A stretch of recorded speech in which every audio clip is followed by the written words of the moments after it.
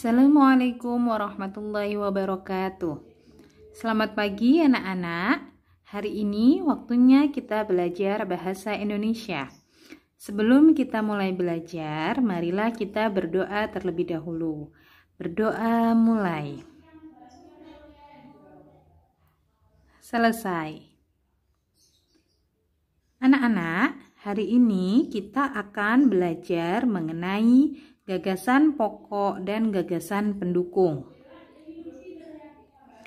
Sebelum kalian menentukan gagasan pokok dan gagasan pendukung, kalian perlu mencari kalimat utamanya. Apa kalimat utama itu?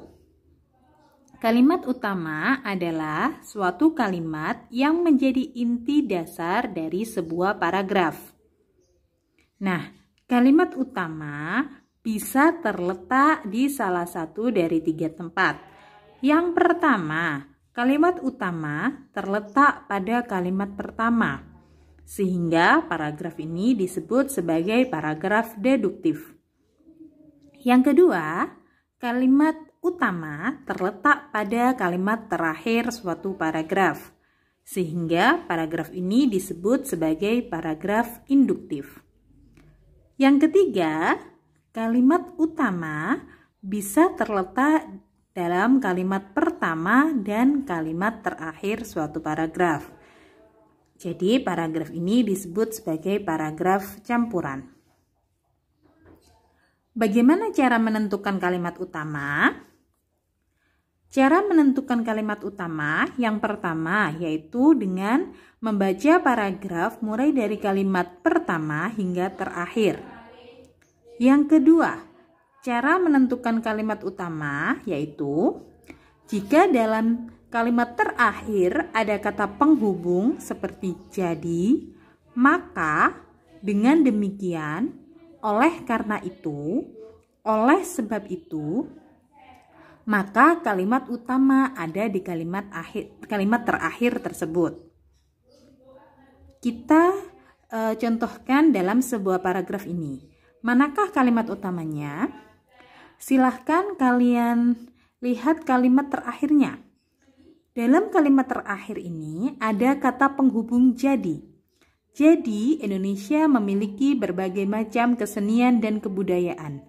Jika pada kalimat terakhir ada kata penghubung jadi, maka dapat dipastikan bahwa kalimat utama terletak pada kalimat terakhir.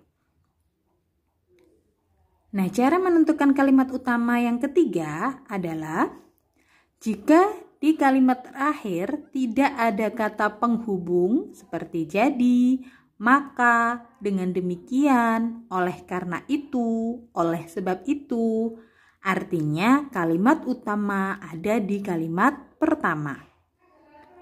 Contoh pada paragraf ini. Kita perhatikan lagi kalimat terakhirnya.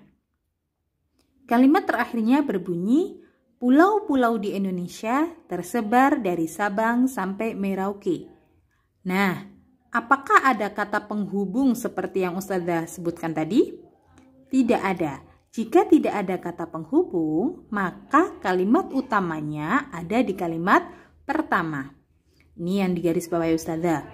Kalimat pertamanya berbunyi, Indonesia merupakan salah satu negara di dunia yang memiliki keberagaman budaya. Nah, itu adalah kalimat utamanya. Setelah mengetahui kalimat utama, kita bisa menentukan gagasan pokoknya. Gagasan pokok disebut juga ide pokok, gagasan utama, atau pikiran utama. Gagasan pokok adalah gagasan yang menjadi inti dari paragraf dan bisa berdiri sendiri. Gagasan pokok menjadi dasar pengembangan paragraf. Gagasan pokok bisa sama dengan kalimat utama jika kalimat utamanya pendek. Namun, jika kalimat utamanya panjang, kalian bisa menyingkat kalimat utama tersebut untuk dijadikan sebuah gagasan pokok.